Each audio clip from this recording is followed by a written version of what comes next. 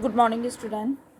Previous video class में हमने क्षितिज पाठ्यपुस्तक का चैप्टर 10 एक अद्भुत अपूर्व स्वप्न के क्वेश्चन आंसर कंप्लीट किए थे। आज हम अपना न्यू चैप्टर नंबर 11 स्टार्ट करते हैं। चैप्टर का नाम है ईदगाह। ईदगाह कहानी प्रेमचंद जी द्वारा लिखी गई है। सबसे पहले हम लेखक परिचय रीड करते हैं।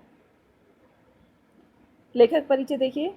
प्रसिद्ध कथाकार मुंशी प्रेमचंद का जन्म वाराणसी जिले के लमही गांव में सन 1880 में हुआ था। इनके बचपन का मूल नाम धनपत राय था। इनकी प्रारंभिक शिक्षा बनारस में हुई। मैट्रिक परीक्षा उत्तीर्ण कर ये अध्यापन कार्य करने लगे। स्वाध्याय से बीए तक की शिक्षा प्राप्त की।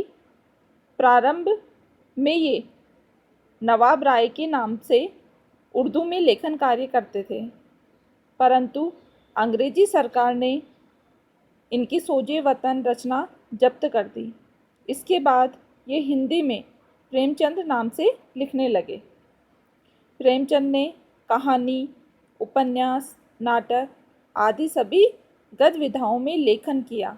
इनकी प्रमुख कृतियां हैं मानसरोवर 8 भाग, गुप्तधन 2 भाग, निर्मला, सेवा सदन, प्रेमाश्रम, रंगभूमि, करमभूमि, गबन, गोदान, उपन्यास तथा करबला संग्राम आदि नाटक और 3 खंडों में प्रकाशित निबंध।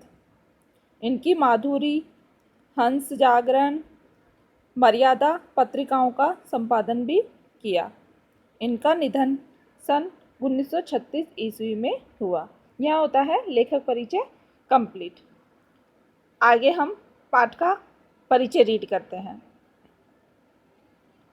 ईदगाह कहानी का प्रारंभ रमजान के पूरे 30 दिनों के बाद आई ईद की हलचल से किया गया है।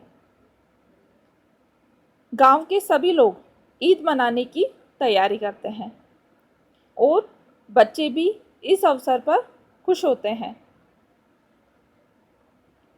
गांव में एक बालक हामिद के माता पिता नहीं थे। वह अपनी बूढ़ी दादी अमीना के साथ रहता था। गांव के अन्य बच्चों के साथ हामिद भी ईदगाह गया। वहां पर मेला सा लगा था। सभी रोजेदारों ने वहां एक साथ नमाज अदा की। अमीना गरीब थी। वह हामिद के लिए चिंतित रहती थी। उसने ईदगाह मेले में जाने के लिए हामिद को 3 पैसे दिए। गांव के महमूद, मोहसिन आदि बच्चों के साथ हामिद भी रोचक बातें होती रही। अन्य बच्चों के पास काफ़ी पैसे थे, इसलिए वे मनपसंद के खिलौने व मिठाई आदि लेने लगे, परंतु हामिद के पास कुल 3 पैसे होने से कुछ नहीं खरीद पाया। उस समय उसे अपनी दादी का ध्यान आया और उसने एक चिमटा खरीदा। घर लौटने पर अमीना ने उसके हाथ में चिमटा देखा तो वह कुछ नाराज़ हुई, परंतु जब हामिद ने चिमटा खरीदने का कारण बताया तो अमीना का क्रोध स्नेह में बदल गया। वह गदगद होकर हामिद को दुआएं देने लगी। ये सभी इस कहानी का विषय वस्तु है। जो कहानी की विषय वस्तु है वो इस पर ही आधारित है।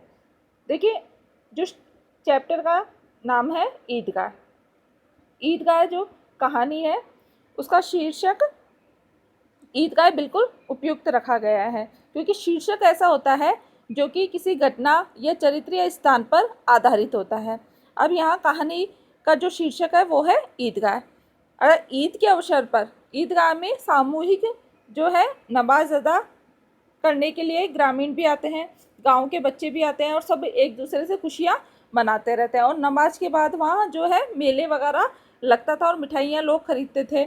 तो पूरी कहानी जो है चैप्टर की वो ईदगाह से प्रारंभ होकर और अंत तक उस पर चलती रहती है। यानी ईद से अंत तक वो कहानी जुड़ी हुई है उसी से ही। अतः जो शीर्षक है यहाँ पे ईदगाह, वो बिल्कुल उपयुक्त रखा गया है। ईद का जो शीर्षक है वो ईद की कहानी से लेके लिया गया है।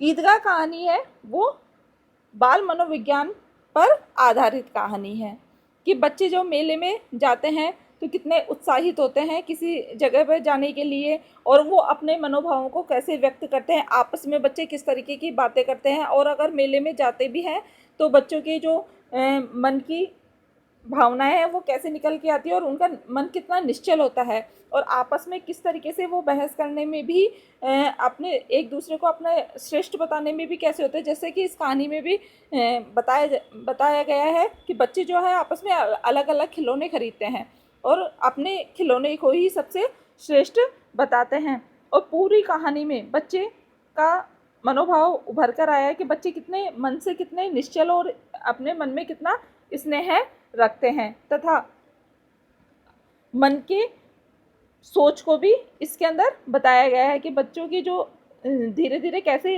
सोच जो है वो डेवलप होती है। मतलब आगे जो है जिस तरीके से हामिद ने अपनी दादी के लिए चिमटा खरीदा, और इससे ये पता चलता है कि वह अपनी दादी से कितना स्नेह करता था।